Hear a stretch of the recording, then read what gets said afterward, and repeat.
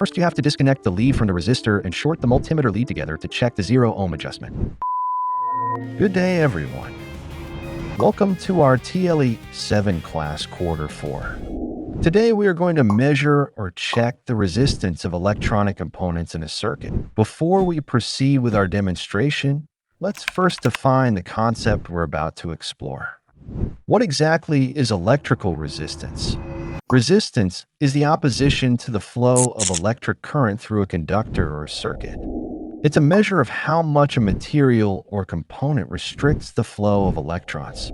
Think of it like water flowing through a hose. The narrower the hose, the more resistance there is to the water flow. In electronics, resistance is measured in ohms and is a critical property of components like resistors. But why do we measure or check the resistance of electronic components in a circuit? Measuring the resistance of electronic components like resistors, diode, and etc. is crucial for ensuring proper circuit functioning. Resistors can drift from their nominal values due to temperature, aging, or manufacturing tolerances. Verifying resistance values helps guarantee the circuit operates as intended and identifies potential issues before they cause harm. Also, by verifying the resistance values of components like resistors, technicians can quickly identify faults, such as open circuits, short circuits, or component failures. This helps narrow down the problem area, making it easier to diagnose and repair the issue, ultimately getting the circuit or device up and running again. To measure the resistance of a resistor using an analog multimeter. First, ensure the resistor is disconnected from any circuit to avoid inaccurate readings due to parallel resistances. Turn the multimeter's dial to the appropriate resistance range, for example, times 1.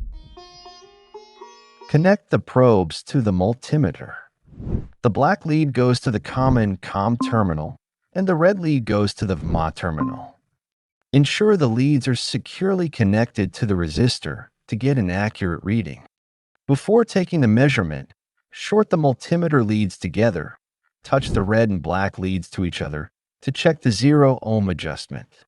If the needle does not rest at 0 on the ohm scale, use the 0-ohm adjustment knob, usually located near the dial, to adjust the needle to 0. This step is crucial for accurate resistance readings, as it compensates for the resistance of the test leads and any internal resistance in the multimeter. Once the 0-ohm adjustment is complete, disconnect the leads and reconnect them to the resistor. Observe the needle on the multimeter's analog scale. If the needle barely moves, it indicates the resistance is higher than the current range setting. In this case, switch to a higher resistance range and repeat the measurement. So you need to switch the range to times 10 range. First, you have to disconnect the lead from the resistor and short the multimeter lead together to check the 0-ohm adjustment. If the needle does not rest at 0 on the ohm scale, use the 0-ohm adjustment knob to adjust the needle to 0. Once the 0-ohm adjustment is complete, disconnect the leads and reconnect them to the resistor. Observe the needle on the multimeter's analog scale. But again, the pointer still doesn't move much. You then switch to the times 100 range, then disconnect the lead from the resistor and short the multimeter lead together.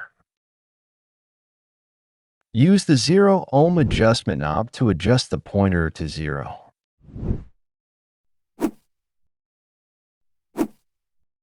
Once the 0-ohm adjustment is complete, disconnect the leads and reconnect them to the resistor.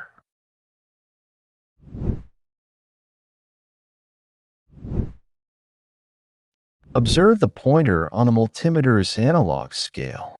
And now the pointer moves somewhere here from the scale between 20 and 30, which means that we can read it easily. And since there are 6 increments, 1, 2, 3, 4, 5, 6, between 20 and 30, each increment represents 2 numbers.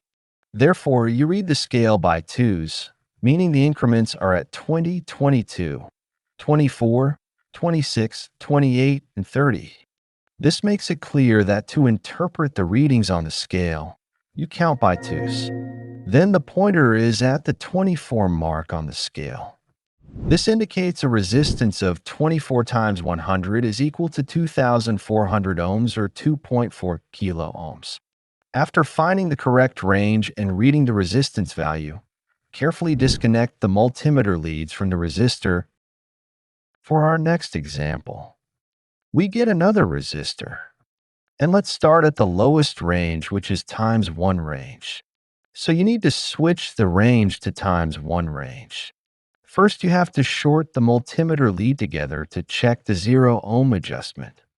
If the pointer does not rest at 0 on the ohm scale, use the 0 ohm adjustment knob to adjust the needle to 0.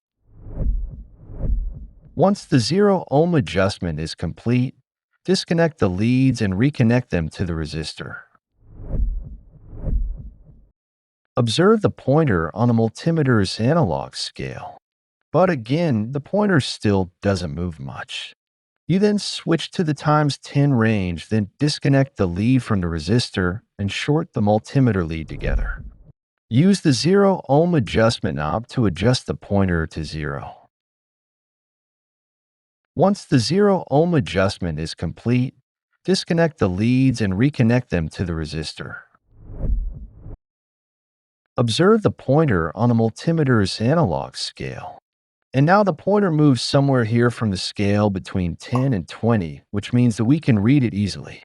And since there are 10 increments between 10 and 20, each increment represents one number. Therefore, you read the scale by 1, meaning the increments are at 10, 11, 12, 13, 14, 15, 16, 17, 18, 19, and 20. This makes it clear that to interpret the readings on the scale, you count by 1. Then the pointer is at the 18 mark on the scale. This indicates the resistance of 18 times 10 is equal to 180 ohms. How about checking the resistor if it is good or defective resistor component? So in the circuit, we can replace defective resistor with a good one. To check a resistor of unknown value for its condition, you can still use a multimeter set to the ohms function, but you'll need to use a range that covers a broad spectrum of possible resistor values. Here are examples of how you might interpret the readings for a good or defective or leaked, open, drifted, and shorted resistor. Number 1. Good resistor. Let's say you test a resistor and the multimeter reads 200 ohms. If this value is within the acceptable range for the resistor's intended use in the circuit, you can consider the resistor to be good.